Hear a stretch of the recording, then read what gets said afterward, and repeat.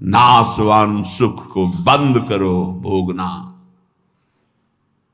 अलम विषय वार्तया नरक कोटि बीभत्सया, बंद करो ये विषय वार्ता का चिंतन कथन श्रवण, ये कोटि नरकों जैसा भय प्रदान करने वाला है। अभी तुम्हें समझ में नहीं आ रहा। ये विषय चित्र देखना, विषय चिंतन करना, विषय क्रियाएं करना बहुत करोड़ों जन्मों में किया है। थोड़ा संयम में हो जाओ। मानव जीवन की दिव्यता, आनंद की दिव्यता, उसका अनुभव करो, परमात्म तत्व का अनुभव करो, नहीं पछताओगे। यहां से कुछ नहीं जाना। कह रहे हैं अलम छई सुखा प्रदैर युवती पुत्रादिकैर। ये बहुत बड़ा आकर्षण है हर हृदय में काम का। विपरीत शरीरों को भोगने की प्रबल इच्छा, यही हमारी दुर्गति कराती चली आई है। इसी का आकर्षण रोकना है। यदि हृदय में ये आकर्षण बना रहा, काम सुख के भोग के लिए विपरीत शरीरों के आकर्षण, शरीरों को भोग करके आनंद की अनुभूति करने की इच्छा, ये दुर्गति करा देती है। दुर्गति ये ऐसा दलदल है, इस दलदल में प्रथम बार जब से उतरे आज तक नहीं निकल पाए। धसता ही चला गया जो इस काम भोग रूपी दलदल में गिरा। इसलिए कह रहे अलम क्षयम सुख, नाशवान चिंता शोक प्रदान करने वाले इस सुखाकर्षण से बचो। जो शरीराकर्षण, इससे बचो, नष्ट हो जाओगे। तुम्हारे जीवनी शक्ति एक सीमित है। अभी यौवन अवस्था है, नष्ट कर लो, फिर किसी काम के नहीं रहोगे। ना भगवत चिंतन, ना शरीर चिंतन का रह जाएगा। केवल शोक चिंतन, चिंता, भय और केवल नाना प्रकार की भयावह कल्पनाएं। बस संयम से नहीं चलोगे, धर्म से नहीं चलोगे तो कोई सुख तुम्हें कभी सुख प्रदान ही नहीं कर पाएगा। धर्मात्मा पुरुष धर्म पूर्वक जब सुख का सेवन करता है तो सुख उसे विरति प्रदान करता है, वैराग्य प्रदान करता है, फिर वो अनुराग के मार्ग में चल पाता है। इसलिए कह रहे कि ये क्षयम नाशवान सुख है। अक्षय परमात्म सुख की तरफ बढ़ने के लिए तुम्हें मानव देह मिला था, लेकिन प्रदैर युवती, मुस्कुराहट, रूपाशक्ति, मृदु भाषण, नाना प्रकार की विलासिता, इसने तुम्हारे मन का अपहरण कर लिया है। बचाओ अपने मन को और मनमोहन की तरफ लगाओ, प्रभु की तरफ लगाओ। मान लो इन महापुरुषों की बात, आज तक कभी कोई तृप्त नहीं हुआ। कोई भी शरीर भोगों से अतृप्त होकर ही मरा और अगले जन्म फिर उन्हीं भोगों में लगा। बहुत सावधान। यदि बात समझ में आ जाएगी तो निहाल हो जाओगे, नहीं समझ में आएगी तो कभी पछताओगे इस बात को सोचकर। ये महापुरुषों के वचन है। धर्म पूर्वक भजन करते हुए यदि भोगों का सेवन करोगे तो वैराग्य हो जाएगा और भगवान के चरणों में अनुराग के मार्ग में चल पड़ोगे, गृहस्थ हो या विरक्त। अधर्म पूर्वक विषयों का सेवन करोगे, मलिन अंतःकरण, रागी अंतःकरण, हिंसक स्वभाव, क्रूर स्वभाव, ससुख वांछा, आसुरी स्वभाव वाला बन जाएगा, जीवन नष्ट हो जाएगा। श्रीपाद कह रहे हैं वित्तादिकैर, धन के द्वारा भोगों को संग्रह करके भोगने की इच्छा, ये महान पापाचरण कराती है। अवस्था हो गई है भोग त्याग कर भजन करने की, फिर भी रुपए के बल से भोग भोगने की प्रबल आकांक्षा, खरीद के भोगेंगे। भोग लो, पैसा है अभी, पुण्य के द्वारा, पूर्व पुण्य के द्वारा तुम्हारे पास जो श्री है, लक्ष्मी है, उसका दुरुपयोग कर लो। दुरुपयोग, चार भूखों को भोजन पवा देते उसी पैसे से तो तुम्हारी सदगति का कारण बनता। लेकिन चार भूखों से पैसे छीन कर अपनी वासना की पूर्ति में लगा दिया, वो तुम्हारे सर्वनाश का कारण बन जाएगी। किसी को भी बाहुल्यता भोगों की मिलती, संपत्ति की मिलती तो उसके भोग के लिए नहीं, समाज सेवा के लिए मिलती है। तुम्हारा जितना खर्चा है कम से कम खर्चा करके काम चलाओ, और तुम्हारे पास जो अधिक संपत्ति है वो दूसरों की सेवा में लगाओ, बीमार की सेवा में लगाओ, असहाय की सेवा में लगाओ, भूखों की सेवा में लगाओ, पशु पक्षियों की सेवा में लगाओ, तो धर्म बन जाएगा। और ये धर्मो रक्षति रक्षिता, ये दुर्गति से तुम्हारे धर्म रक्षा कर लेगा। लेकिन जिनके पास धन बढ़ता है उनके पास दोष बढ़ जाता है। मदिरा पान करना, पैसे के बल से व्यभिचार करना, पैसे के घमंड में आकर दूसरी की जीवों की हत्या कराना, मांस खाना, नाना प्रकार के छल कपट द्वारा पैसा, ये महान नरक की प्राप्ति कराता है, घोर दुर्गति होती है। इसलिए कह रहे वित्तादि बचो, बचो, अधर्म के धन से बचो। ये बहुत प्यारा दिखाई देता है लेकिन तुम्हारा सर्वनाश कर देगा। अगर 1 रुपया धर्म का आ जाए तो बुद्धि भ्रष्ट होना शुरू हो जाती है। फिर तुम बड़ी बड़ी संपत्तियां छल कपट से एकत्रित करोगे, तुम्हारी दुर्दशा क्या होगी। श्रीपाद कह रहे विमुक्ति कथप याप्यलम मम नमो विकुंठ श्रेय। जो ऐसे आचरण करते हैं मुक्ति की चर्चा उनके लिए बेकार है। ममता रत सन ज्ञान कहानी, अति लोभी सन विरति बखानी, कामी समझिम हरि कथा, ऊसर बीज बय फल दशा। जैसे ऊसर भूमि में बीज फेंक दो बेकार चला जाएगा, ऐसे कामी पुरुष से भगवान के अनुराग की बात करो, ममता रत से ज्ञान की बातें करो, लोभी से वैराग्य की बातें करो, बोले सब बेकार हो जाती है। इसलिए बेकार हो जाती है कि उनके हृदय में इतनी मलिनता है को समझ ही नहीं पाएंगे। श्रीपाद कह रहे यद्यपि हम चर्चा कर रहे हैं कि अलम छई सुख प्रदेर युवती पुत्र वित्तादिकैर, पर फिर भी ये चर्चा बेकार है, क्योंकि ऐसे भोगी पुरुषों को चर्चा विमुक्ति की, मोक्ष की, परमार्थ पथ की समझ में ही नहीं आएगी। फिर भी हमारी प्रार्थना है कि आप समझने की चेष्टा करें। ये तुम्हारी संपत्ति, ऐश्वर्य, पुत्र, वित्त, स्त्री, परिवार, संबंधी, ये सब एक दिन तुम्हें छोड़ देंगे। तुम्हें अकेला यहां से जाना होगा। तुम्हारे पाप कमाए हुए और पुण्य कमाए हुए वही दोनों साथ जाएंगे। और यदि भजन कर लिया तो पाप पुण्य दोनों को विध्वंस करके वो भगवत प्राप्ति करा देंगे। शुभ अशुभ दुर्ग विध्वंस बल तब जयति जयति जग उच्चरे। जो श्री धाम वृंदावन के प्रेम का पिपासु हो, वैकुंठ के भी वैभव की तरफ आंख उठा के नहीं देखता। कथयाप्यलम मम नमो विकुंठ श्रेय, नमस्कार है वैकुंठ को, लेकिन मुझे उसके श्रेय, उसके वैभव से कोई मतलब नहीं। परम तु ही भवे भवे भवतु वार्षभाण्यथ, वृषभानु की पुत्री श्री लाडली जू किशोरी जू, परंतु मेरा मन श्री किशोरी जू के चरणारविंद में, जहां ब्रजेंद्र नंदन श्री लाल जो महाराज मुकुट झुकाए हुए हैं, रसघन मोहन मूर्तिम विचित्र केलि महोत्सवोल्लसितम, राधा चरण विलोडित रुचिर शिखंडम हरिम वंदे। मैं श्री किशोरी जू महारानी जू के चरणों की उपासना करता हूं, जिनके चरणों में ब्रजेंद्र नंदन मोर मुकुटधारी स्वयं लाल जू महाराज सर झुकाए हुए हैं। वही वृंदावन मेरा जन्म जन्म की आकांक्षा है, वही मेरा सर्वस्व वृंदावन है, जहां मेरी प्यारी जू और प्यारे जू विराजमान हैं। मुझे नहीं चाहिए वैकुंठ न वैकुंठ का वैभव। अब भी समय है। उपासक यदि आर्त भाव से भगवान से प्रार्थना करे तो प्रार्थना से बहुत जल्दी परिवर्तन होता है। भगवान सत हैं, चिदानंद हैं, प्रेमानंद हैं, करुणामय हैं, और एक भगवान का नाम है भक्ता अनुग्रह कारिणो। जो उनसे प्रार्थना करता है उस पर अनुग्रह कर देते, लेकिन प्रार्थना वही सुनी जाती है जो आर्त भाव हृदय से होती है। सच्ची मानना, तुरंत परिवर्तन देखा गया है। ये हम अपने जीवन की सैकड़ों बार की बात कह रहे हैं।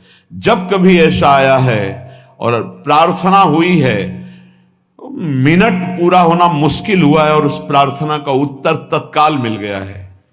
एक बार तो बस प्रार्थना करके हटे कि वह तुरंत उत्तर आ गया। वो ऐसे से ऐसा, अच्छा अच्छा, तत्काल तत्काल।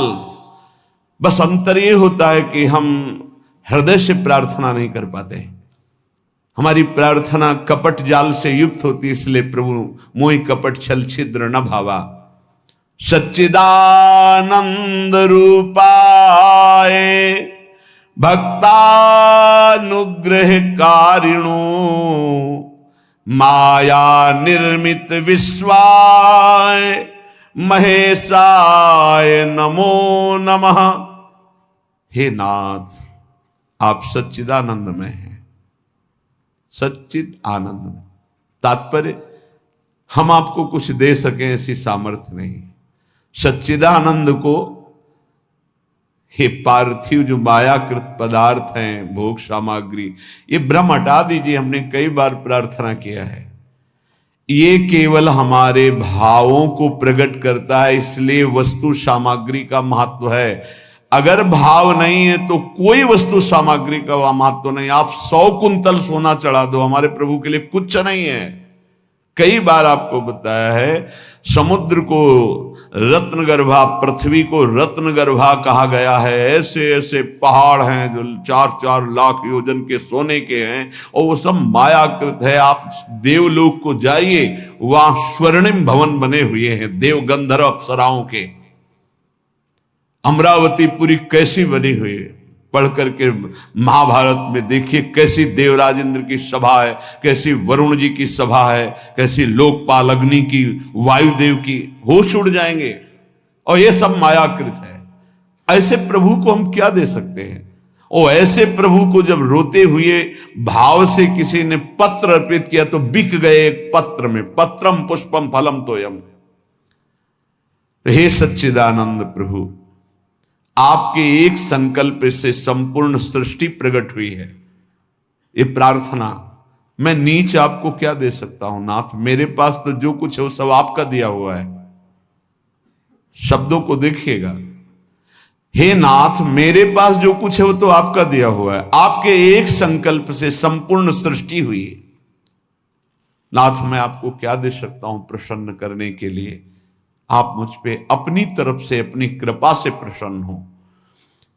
जब मैं शरीर की तरफ देखता हूं तो रोगा हरन्ति सततम प्रबला शरीरम कामादयोप्यनुदिनम प्रदहन्ति चित्तम मृत्युश्च नृत्यति सदा कलयन् दिनानि तस्मात् त्वमद्य शरणं मम दीन बंधो।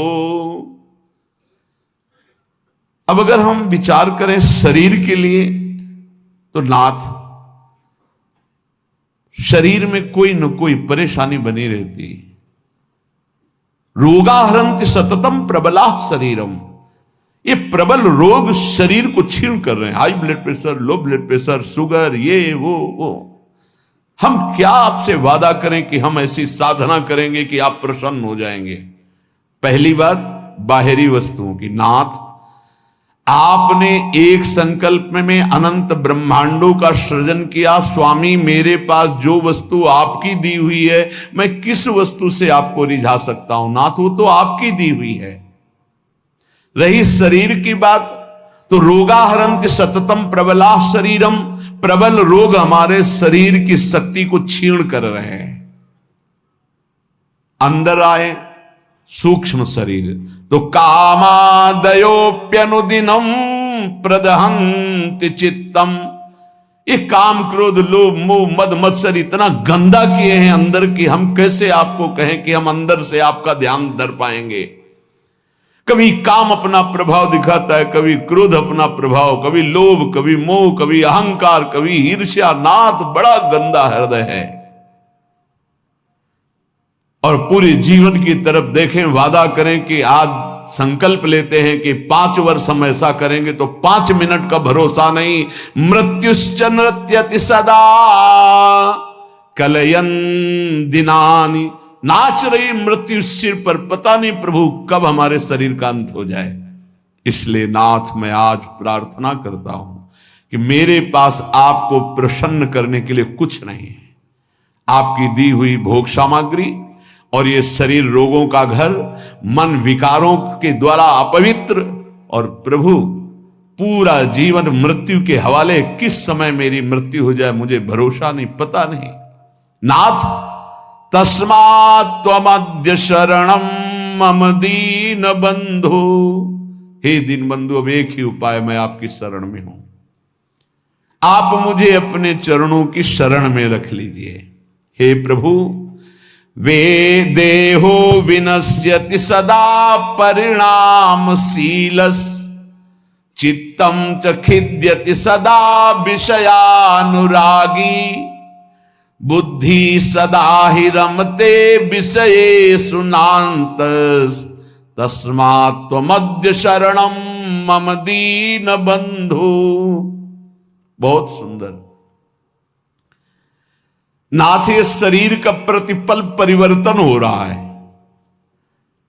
कभी घुटने के बल था, फिर किशोर अवस्था आई, फिर जवानी आई, फिर धीरे धीरे ढल रहा है। ये नाशवान शरीर नाश की तरफ जा रहा है और प्रभु मन प्रतिपल भोगों में लगा हुआ है। हमारा चित्त प्रतिपल भोगों में लगा हुआ है। ईमानदारी की बात देख लो, ये खाऊंगा, ये पीऊंगा, ये देखूंगा, ये भोगूंगा, ये भोगा, अब ये भोगूंगा, ऐसी ही गणित चलती रहती है अंदर।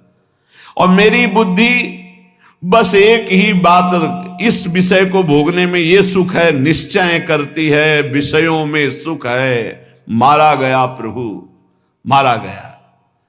कुछ भी ऐसा नहीं है जिस पर मैं टिक सकूं। शरीर टिक नहीं रहा क्योंकि नाशवान प्रतिक्षण नाश की तरफ जा रहा। मन प्रतिक्षण भोगों का चिंतन कर रहा। बुद्धि यही निश्चय करा रही कि भोगों में, रुपया में, घर में, मकान में, स्त्री में, पुत्र में, शरीर में, इन्हीं में सुख है। नाथ, कभी मैं आत्मा राम नहीं बन सका, अर्थात अपने स्वरूप को नहीं जाना कि मैं कौन हूं। इसलिए दीन बंधु, अब आपकी शरण में हूं, बचा लीजिए मुझे। हे नाथ, मैं आपकी शरण में हूं। आयुर्विनश्यति यथा मघटस्तथोयम्, विद्युत प्रभेव चपलाबत यौवनश्री, वृद्धा प्रधावति यथा मृगराज पत्नी, तस्मात् त्वमद्य शरणम मम दीन बंधु। प्रभु, जैसे कच्चे घड़े के प्रभाव को जानो कि पानी डालते ही वो फैल जाता है, डस्ट हो जाता है। कच्चे घड़े में पानी नहीं टिकता। नाथ, इस तरह मेरा शरीर है, कच्चे घड़े की तरह, पता नहीं कब फूट जाए। जैसे पानी का बुलबुला बढ़िया दिखाई दे रहा है लेकिन किस क्षण फूट जाए उसका भरोसा नहीं, बिल्कुल ऐसे ही। विद्युत प्रभेव चपला बत यौवनश्री, ये जवानी, ये वैभव बिजली की तरह है। इसको भी देखा, बहुत चंद दिनों में नष्ट होते देखा। ये जो श्री अर्थात लक्ष्मी है, चपला है, इसे चंचला कहा गया है। ये किसी एक जेब में बराबर नहीं टिकेगी। वही रुपया लाखों लोग कह चुके हैं कि मेरा है और लाखों कहेंगे मेरा है, वो बदलता चला जाएगा, चपला है। आयुर्विनश्यति यथा मघटस्थ तोयम, विद्युत प्रभेव चपला बत यौवनश्री। ये जवानी, ये रुपया, ये भोग सामग्री, ये वाहवाही किसी की ब्याही हुई नहीं है। आज जवान हो, कल तुम्हारी दुर्दशा हो जाएगी। आज धनी हो, कल मांग करके तुम्हें खाने की भी हिम्मत नहीं रहेगी, ऐसी स्थिति आ जाएगी। बहुत होश में। वृद्धा प्रधावती यथा मृगराज पत्नी,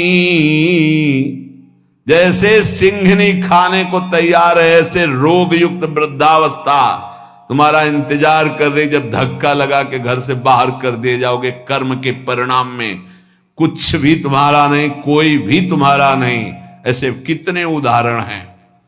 इसलिए अभी दीन बंधु, प्रभु के नाम जपने का अवसर जप लो। अभी प्रभु की शरण में हो जाओ, तुम्हारा मंगल हो जाएगा। इस पर भरोसा मत करो। जब घटनाएं सुनते हैं तो लगता है कि लोगों को सीख लेनी चाहिए। हरिशरणम अगर ये जीवन में नहीं है तो तुम्हारा सब जीवन व्यर्थ चला जाएगा। आयाद व्ययो मम भवत्यधिको अविनीते कामादयो हि बलिनो निबला समाद्या मृत्युर्यदा तुदति मां बत किं बदेयम। हे प्रभु, ये जो रुपये की आय है ये जीव को पागल बना देती है, धर्म से भ्रष्ट कर देती है। ये भी देखा है, जितना अधिक रुपया आएगा उतनी बुद्धि भ्रष्ट होती चली जाएगी। रुपये का सदुपयोग कोई महाभागवत कर पाता है नहीं, रुपया बहुत बुरी तरह कर्म बिगाड़ देता है। जहां रुपया बढ़ा तो फिर कर्म बिगाड़ देता है, कुछ नहीं, भारी प्रमाद। ये जो आप लोग बैठकर सत्संग सुन रहे हैं, बड़ी भगवत कृपा है जो आप यहां आकर के सत्संग सुन रहे हैं, भगवत कृपा। संसारियों को भगवत चर्चा सुनने की ना प्रेरणा होती है, ना इच्छा होती है, ना समय दिया जाता है। और जिसे सत्संग नहीं मिला जीवन में, उसका जीवन कूड़ा बना रहता है। गंदे आचरण, गंदा खाना पीना, गंदा व्यवहार।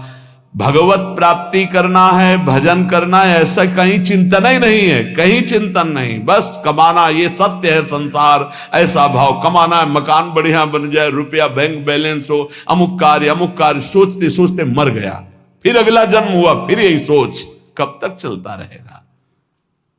आयाद व्ययो मम भवत्यधिको विनीते। और जब आय अधिक होने लगती है और बुद्धि व्यभिचारी हो जाती है, धर्म से अधर्म की तरफ जाने लगती है, तो फिर उसका व्यय गंदे तरीके से होता है, गंदे तरीके से।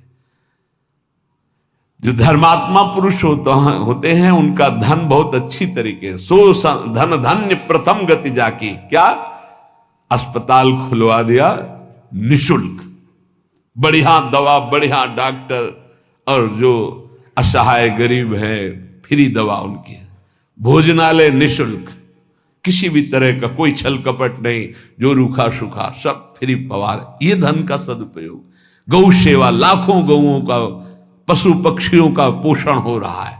ये विद्यालय खुलवा दिया, निशुल्क विद्यालय, फीस डॉक्टरों की, मास्टरों की, जो भी जैसे, वो सब अलग अपनी तरफ से, औषधालय, विद्यालय, ये सब वो धर्मात्मा पुरुष का ऐसे खर्चा होता है। अधर्मी का खूब शराब पी रहे हैं, व्यभिचार कर रहे हैं, कितने रुपए लगे आज के नाच में, इतने लगे पार्टी में। अस्पताल खुलवा देते तो पूरे तुम्हारा परिवार का कल्याण हो जाता, कितना लाभ मिलता।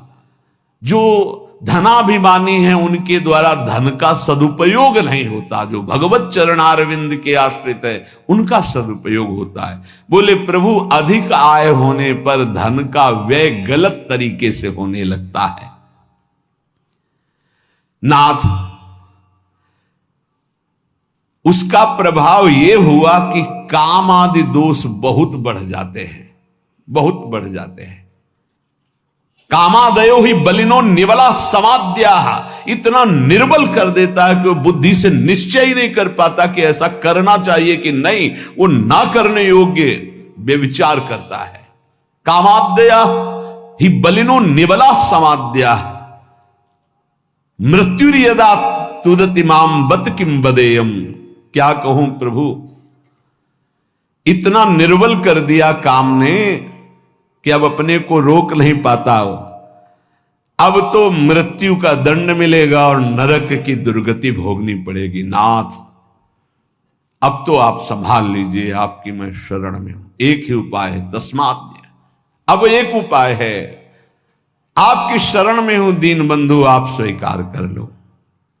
दीन बंधु, हे भगवान, तप्तम तपो नहीं कदापि मयेह तन्वा, वाण्या तथा नहीं कदापि तपश्च तप्तम, मिथ्याभिभाषण परेण न मानसं हि तस्मात् त्वमद्य शरणं मम दीन बंधु। प्रभु कभी किसी तीर्थ में जाके कष्ट रूपी तपस्या नहीं की। करना चाहिए हर गृहस्थ को, विरक्त को भी। आप गृहस्थ हैं, वृंदावन धाम आए, एक दिन तो उपवास कीजिए, पानी पी के रहिए, चाहे जितने करोड़पति हों। अगर लाभ लेना है तो बात हमारी प्रार्थना मान लीजिए। एक दिन में मर नहीं जाओगे। एक दिन उपवास करो, 3-4 दिन के लिए वृंदावन आए हो तो 24 घंटे केवल पानी पी के रहो। नहीं ऐसी स्थिति आएगी महीनों पानी नहीं जाएगा मुख में। बात मान लो, तुम्हारे कर्म भस्म हो जाएंगे जो अशुभ कर्म करते हो। वृंदावन आओ, हरिद्वार जाओ, काशी जाओ, तीर्थ यातन करो, करो अवश्य करो, जिससे तुम्हारी मलिनताएं नष्ट होंगी। लेकिन होटलबाजी मत करो, तीर्थों में जाकर के पिकनिक मत मनाओ, गंदे आचरण मत करो तीर्थों में। नहीं, पुरखा भी जो तुम्हारे कुछ ऊंचे होंगे ना, वो नरक चले जाएंगे। 21 पीढ़ियां तरती तो 21 पीढ़ियां नरक भी जाती है। तीर्थ याटन करने का लाभ वही ले पाता है जो तीर्थों में जाके तप करता है, कष्ट सहता है। एक दिन जल से व्यतीत करो, दूसरे दिन फलाहार करो, तीसरे दिन थोड़ा अन्न ले लो। कोई अपराध न बनने पावे, बचा के अपने पुण्य निकल जाओ। कोई दोष दर्शन न करो, किसी की निंदा न करो, कोई पापाचरण न करो। तीर्थ आए हो, किसी को जब तक साधु संग नहीं मिलता तो तीर्थों का भी लाभ नहीं ले पाते। वृंदावन धाम आए, मुख में मसाला खाए, 25 से थूक दिया, वैष्णव आ रहा जब करते, और उसके पैर में पड़ा, सारे सुख तो थूकने वाले के नष्ट हो गए। दोना में चाट खाई, परिक्रमा मार्ग में फेंक दिया। उनको क्या पता है कि कहां क्या है। दीवाल में ऊपर लिखा है राधा, और वहीं खड़े लोग संग। तुम्हारे पुरखा भी सुकृतहीन हो जाएंगे जो तुम आचरण कर रहे हो, क्योंकि तुम्हारे भाव का संबंध है वहां से। बहुत सावधान। तीर्थों में लाभ तभी ले सकते हो, लघुशंका बहुत देख के, कहां करना, थूकना बहुत देख के तीर्थों में जाए। पक्का एक दिन उपवास करे, एक दिन फलाहार करे, एक दिन थोड़ा सा अन्न, और वो भी पवित्र अन्न। ऐसा नहीं कि आदेश कर दिया खूब छौंक बघार के प्याज लहसुन हो, ये वो। तीर्थ याटन करने गए हो, ऐसे थोड़ी जाया जाता है तीर्थ याटन। मनोरंजन के लिए मत जाना कभी हरिद्वार, ऋषिकेश, काशी और वृंदावन। मनोरंजन के लिए मत आना। अगर मनोरंजन के लिए आए हो तो जितने सुकृत हैं सब नष्ट हो जाएंगे। यहाँ का होटल लिया और वही सब करते हैं जो बंबई कलकत्ता में करते हैं। बंबई कलकत्ता नहीं है, ये नित्य विहार स्थली प्रिया प्रीतम के। एक सुकृत करोड़ों सुकृत के बराबर, और एक पाप करोड़ों पाप से भी भारी पड़ेगा यहाँ। इसलिए होश में तो कह रहे प्रभु, तप्तम तपो नहीं कदापि मयेह तन्वा। इस शरीर को कभी तपस्या के द्वारा कष्ट नहीं दिया, तीर्थों में जाके देना चाहिए कष्ट।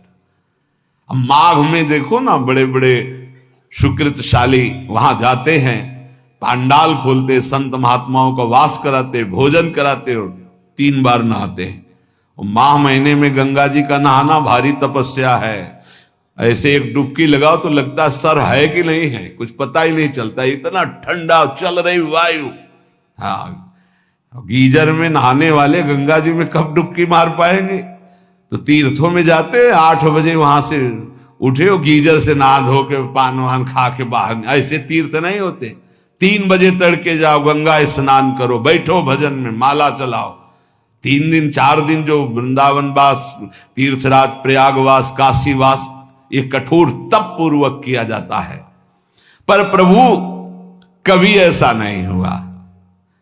दीन बंधु और वाण्या तथा नहीं कदापि तपश्च तप्तम। वाणी का कभी तप नहीं किया। शरीर का ये तप है तीर्थयाग, और वाणी का तप 2 घंटे 3 घंटे बैठ गए, खूब नाम कीर्तन किया, राधा राधा राधा। नाम कीर्तन में मन बड़े पुण्यात्मा पुरुष का लगता है। और नाम संकीर्तनम यस्य सर्व पाप प्रणाशनम, समस्त पापों को विध्वंस कर देता है नाम कीर्तन। तो वाण्या तथा नहीं कदापि तपश्च तप्तम। नाथ कभी शरीर से तो तप तीर्थों में किया नहीं, वाणी से कभी नाम कीर्तन का तप नहीं किया। पूरी चतुरासी जी गा लिए, सुधा निधि गा लिए, यमुना के तट पर बैठ करके आए 2-4 दिन के लिए और परिक्रमा लगाए, नाम कीर्तन में बैठे, नाम कीर्तन किया। ये कभी तप नहीं किया। मिथ्याभिभाषण परेण, जबान से झूठ बोलना, गाली देना, निंदा करना, पापाचरण करना प्रभु, शरीर से पाप, वाणी से, और मानसम ही, और मन से प्रभु पूछो मत, मन तो सदैव पाप ही सोचता रहता है। तस्मात् तुमद्य शरणम मम दीन बंधो, हे दीन बंधु ऐसे मुझ नीच को अपनी शरण में रख लो। भक्त की गर्दन यदि श्रद्धा से झुके तो ठीक, अगर जबरदस्ती से झुका दिया तो तुम झुकाने लायक नहीं रह जाओगे। भी ध्यान रखना कि जब आपने देखा नहीं उनको, उनसे बात नहीं हुई, और आप उनके जनों से बात सुनकर उनकी तरफ चल पड़े, इस बात से हरि आपके ऋणी हो जाते हैं।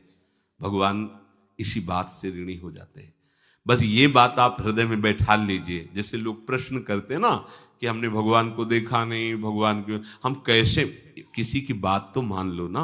आप मान लो, वो तो आपके अंदर भी बैठे हुए हैं, वो आपको इतना प्यार देने लगेंगे, जहां कोई सहायक नहीं होगा वहां हरि आपको दिखाई देंगे। देख लेना, बिगड़ी ऐसे क्षण में बन जाती है, ऐसा लगता है गला कटा तो वो तलवार गले तक आएगी, हार बनकर सुगंधित फूल बन जाएगी, पर गले तक आने आने तक तुम्हारी निष्ठा देखी जाएगी।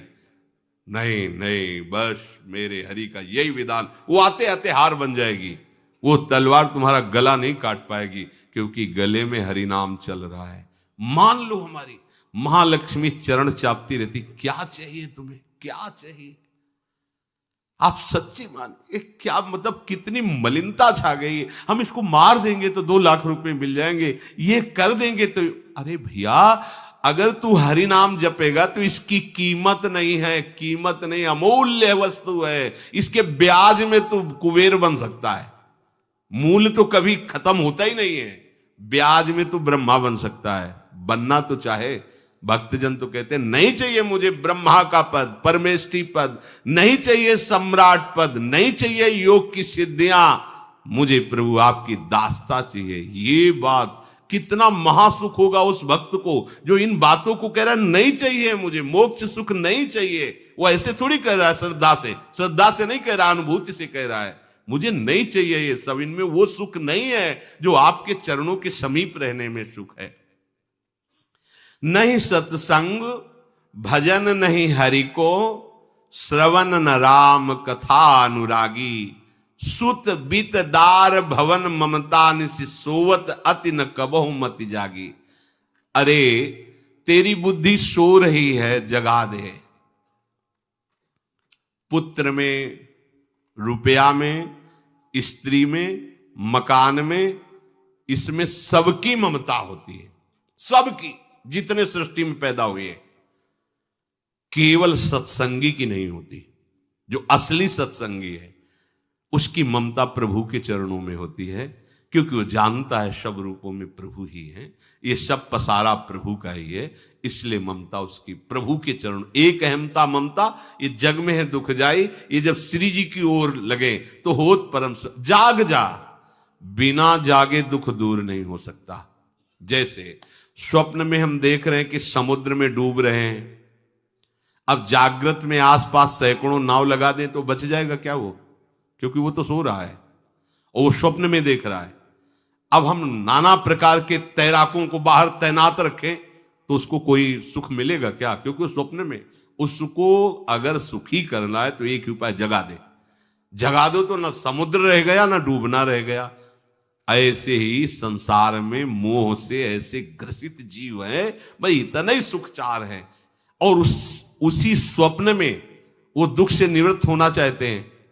अब हम बाहर से उनकी कामनाओं की पूर्ति करने वाली बात करें तो क्या वो सुखी हो जाएंगे क्या?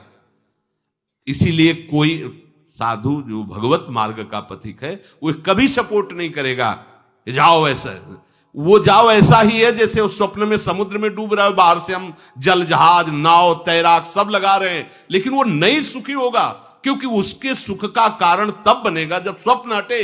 स्वप्न तब हटेगा जब वो जागे। जो सपने सिर काटे कोई, बिन जागे दुख दूर न होई। तो उसको जगा दो। साधुजन क्या करते हैं? जगा देते हैं उसको।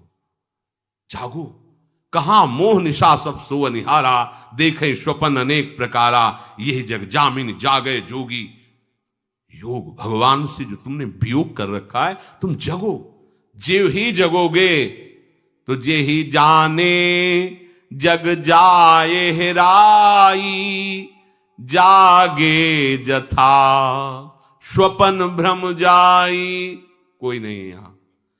एक कल श्लोक, मत्तः परतरम नान्यत किंचित अस्ति धनंजय, मेरे सिवा कोई नहीं। ये कब पता चलेगा? जागने पर।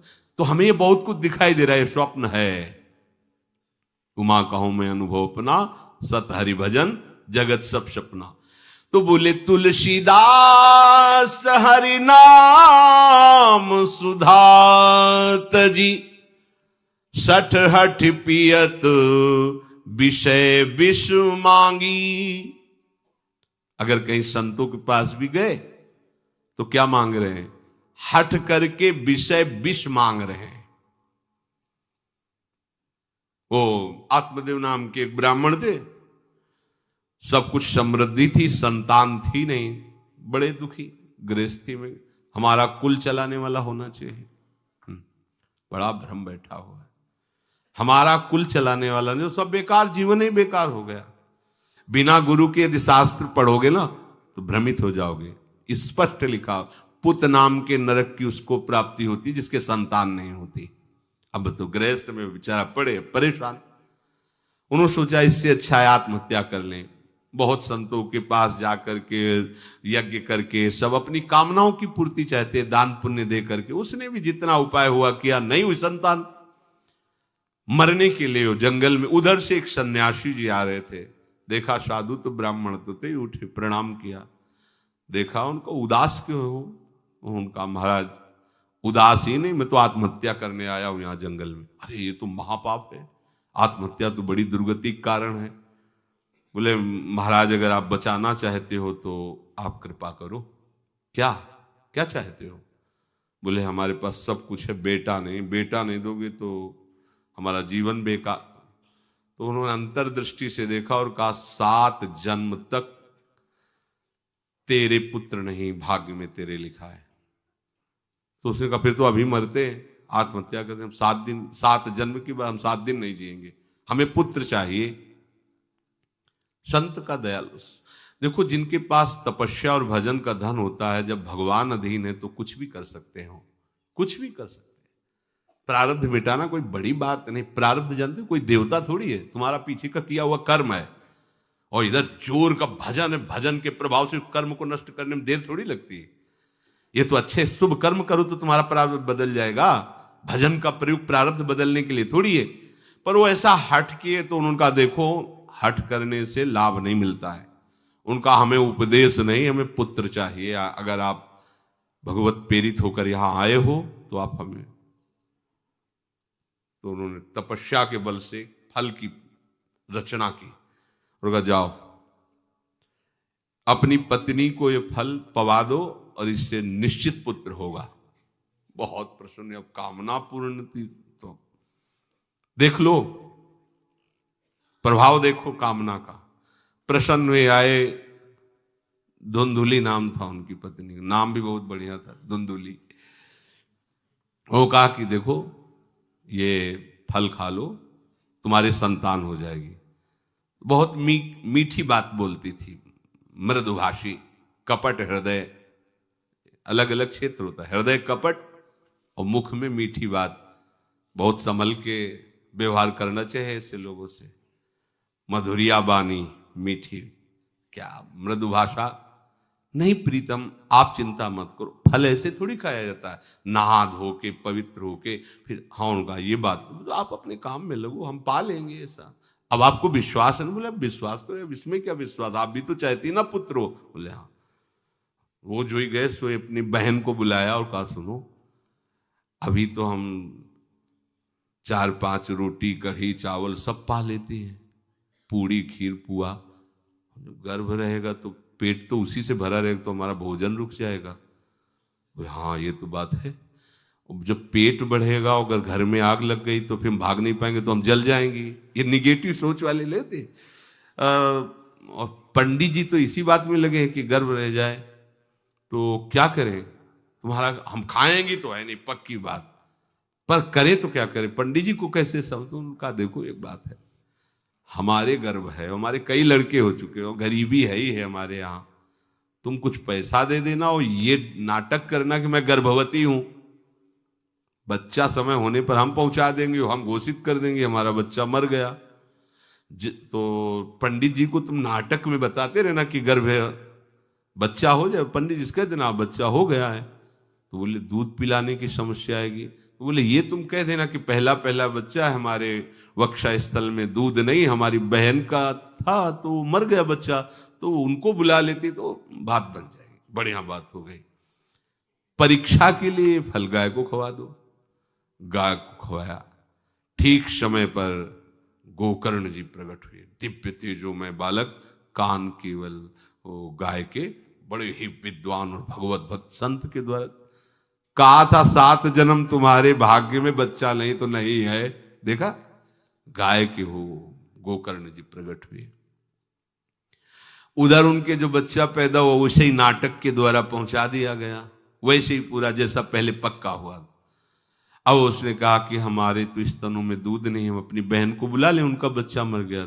हाँ हाँ, हमारा बच्चा स्वस्थ होना, आप बुला लो, उसको हम धन भी देंगे, वो हमारे बच्चे की सेवा कर।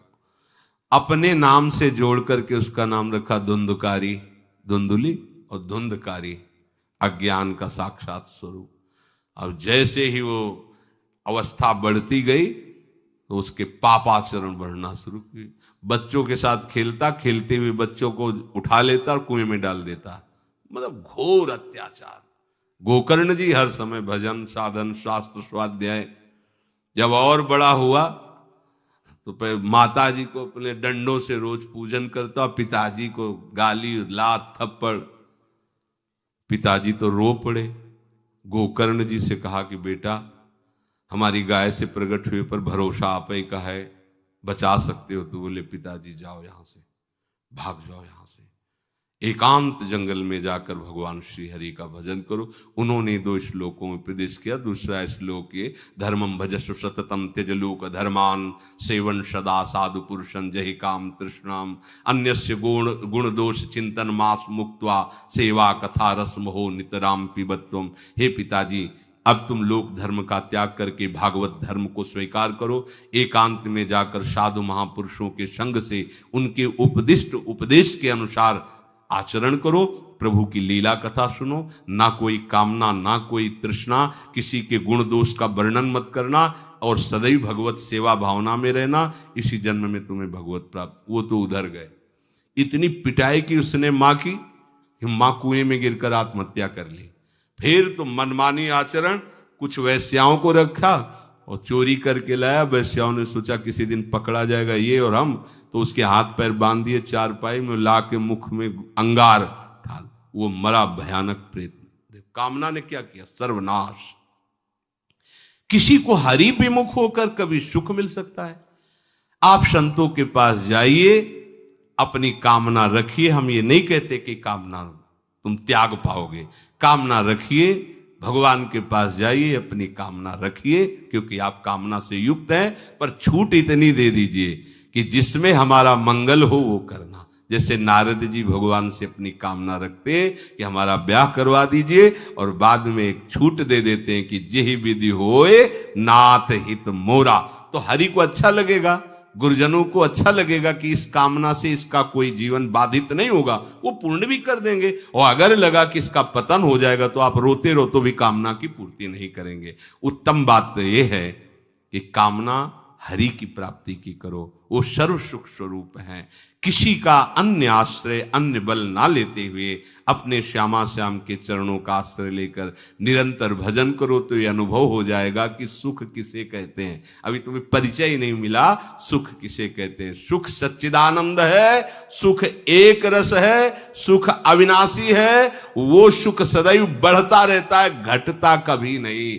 एक रस होते हुए भी प्रतिक्षण वर्धमानम है। कभी कभी अंत नहीं होता इस सुख का। ऐसे अनंत सुख के लिए हमें मनुष्य जन्म मिला है। प्यारे, इसे मत खोइए। हर समय राधा राधा राधा राधा राधा, और किसी को दुख मत दीजिए। कोई गंदा नशा मत कीजिए, कोई गंदे आचरण मत कीजिए, गंदा भोजन मत कीजिए जिससे अन्य जीवों को कष्ट हो। ऐसा कोई भोजन स्वीकार मत करो। इसी जन्म में आप देख लेना, इसी जन्म में आपको वो वस्तु मिल जाएगी, निहाल हो जाओ। हम किसी पक्षपात की बात नहीं करते।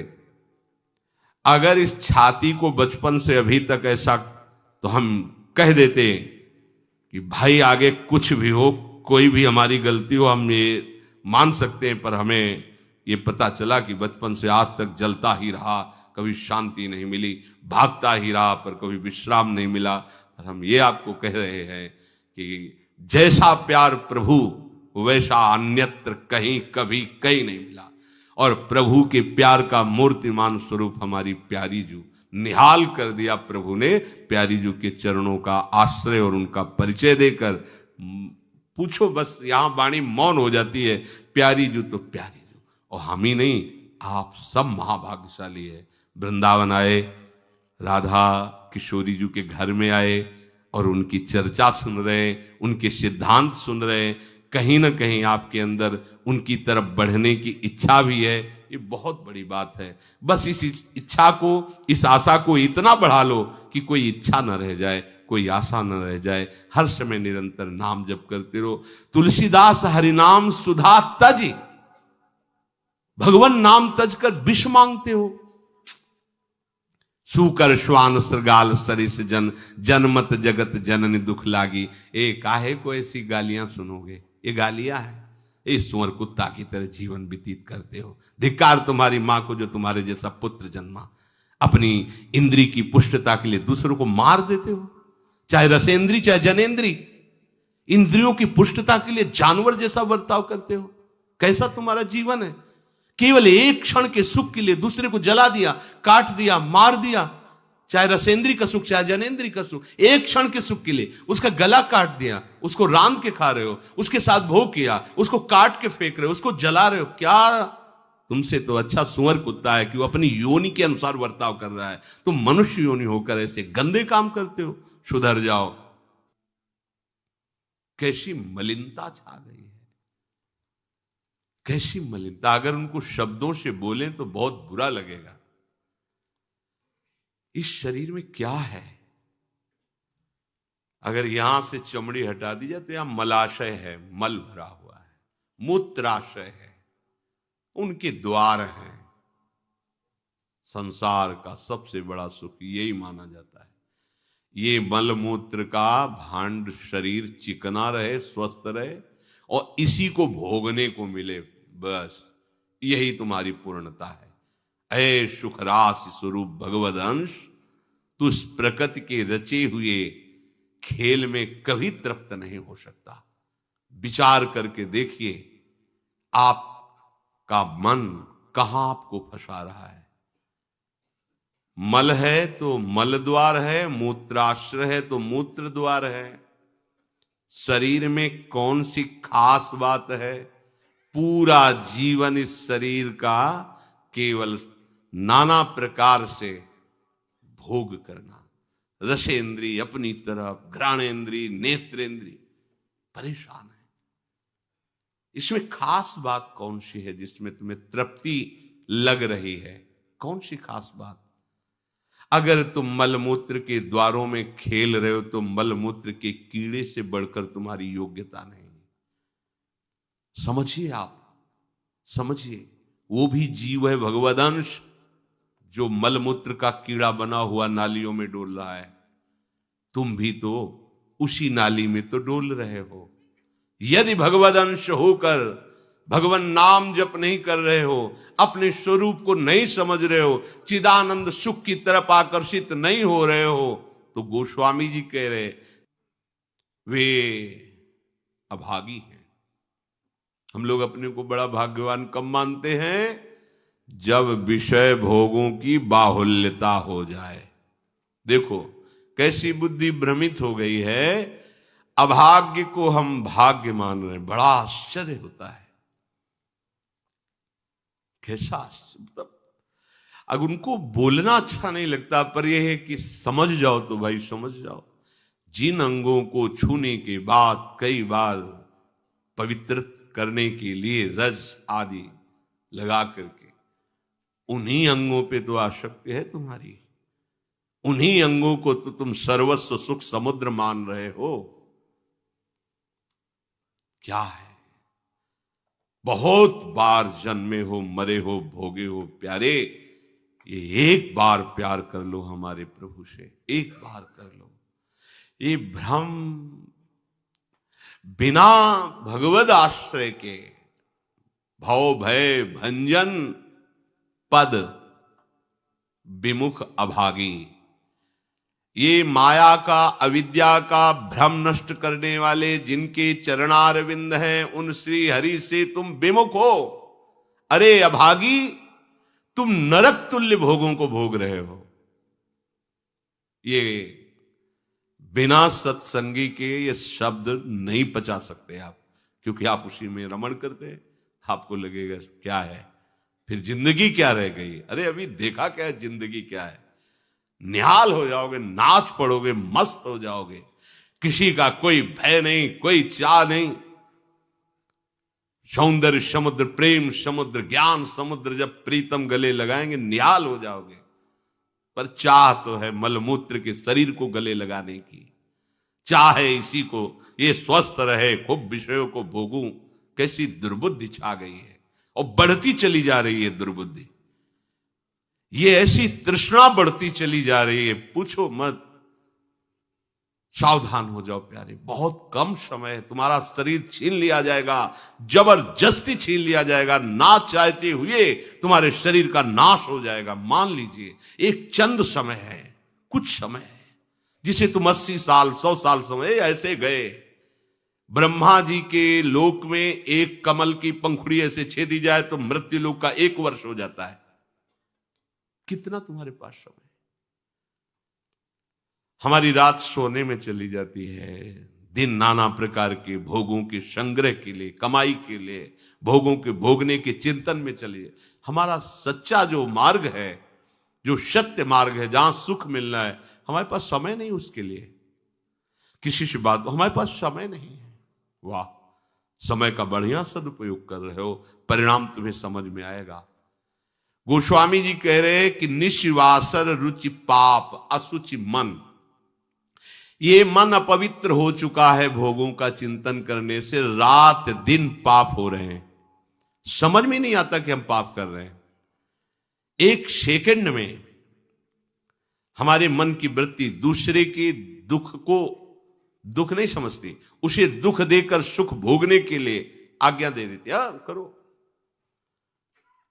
बस जितनी सुंदरता संसार में, उसके सबके मैं भोगता बन जाऊं। मलिन मन, यहां कुछ सुंदर है क्या?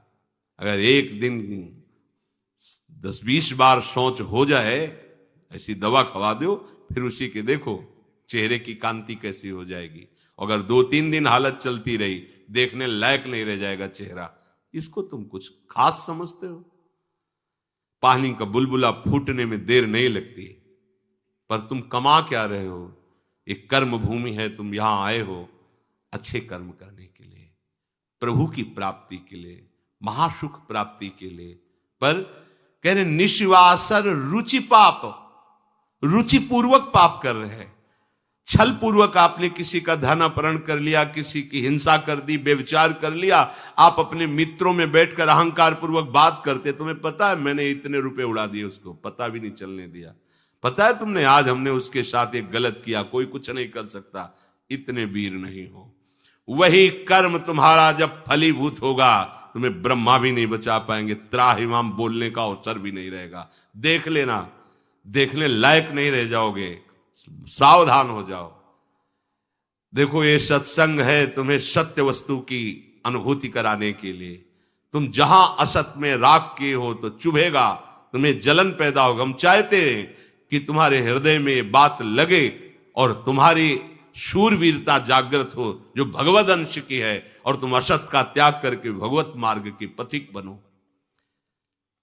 खलिमति मलिन निगम पथ त्यागी, ये भगवत वाणी गीता जी, श्रीमद् भागवत जी और भी भगवत प्रेमी महात्माओं के वचन ये महासुख के लिए हैं। तुम इनका त्याग करके मनमानी आचरण कर रहे हो, बहुत समय नष्ट कर रहे हो, आप पछताना पड़ेगा।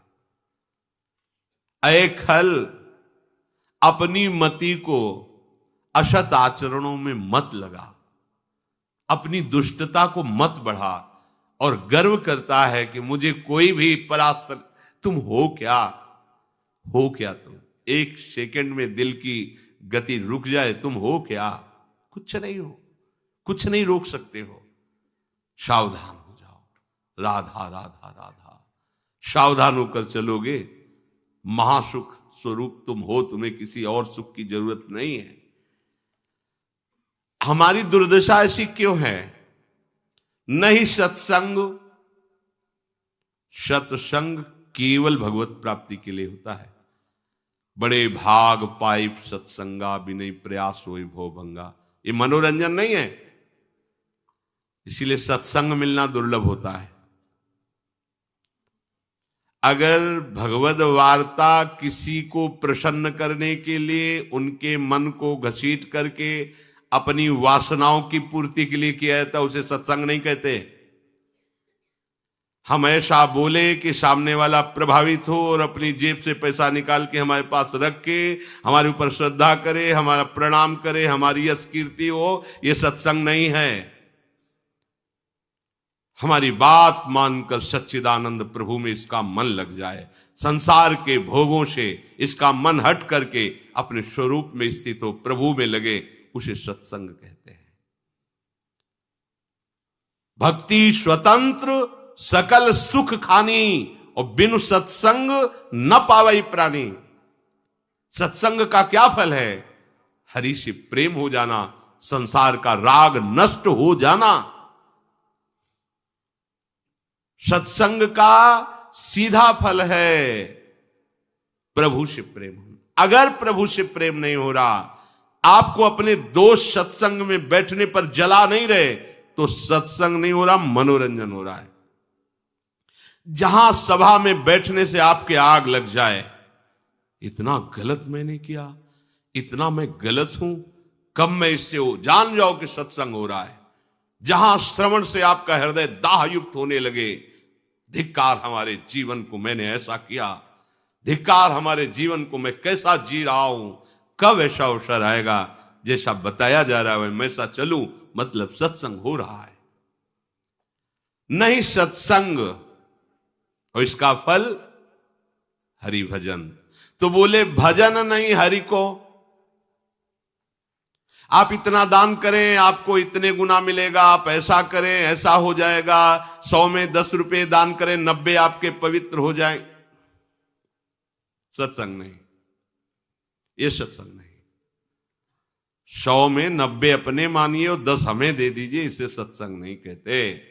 100 के 100 का अभिमान त्याग कर प्रभु के चरणों, वो 100 है, 100 को स्वीकार मत करो तो जीवित रहोगे, 100 को स्वीकार कर लिया तो 100 हो जाओगे। 100 का मतलब समझते हो? जिन हरि भगत हृदय नहीं आनी, जीवित 100 समान ते प्राणी। जीवित 100 जिंदा मुर्दे के समान, ते नर नरक रूप जीवत जग। किसी भी वस्तु का अहम और ममत्व न रह जाए और प्रभु में, यह सत्संग का स्वरूप। सत्संग का स्वरूप तुम्हारे मन को खुशी नहीं, तुम्हारे मन को मार देगा। सत्संग का स्वरूप तुम्हारे मन को मार करके सच्चिदानंद प्रभु में लगा देगा। महाभागवतों के वचन, भगवान की वाणी तुम्हें भगवत स्वरूप में स्थित करेगी, प्रपंच का बढ़ावा नहीं। इससे प्रपंच का बढ़ावा होता है। गंदी नाली से हाथ धोगे तो तुम्हारे हाथ पवित्र हो जाएंगे, ये गंदी नाली। अधर्म का आचरण करके तुम सोचो उसमें दान कर दे, कभी पवित्र नहीं होने वाले। भ्रम मत करना, दान शब्द वहां लगता है जो धर्म पूर्वक कमाया हुआ है। 4 रोटी कमाई, 1 रोटी किसी भूखों को दे दो, ये मंगल होगा। पापाचरण करके, हिंसा करके, व्यभिचार करके, छल कपट करके कमाओ और उसके बाद सोचो दान लगेगा ही नहीं। और जो स्वीकार करता है अधर्म का सहायक होता है, वो दोनों को दंड मिलेगा, दोनों को दंड मिलेगा। बहुत सावधान। सत्संग हमारे नाना प्रकार की वासनाओं का नाश करता है, वासनाओं को बढ़ावा नहीं देता। आप ऐसा करो, गृहस्थ हो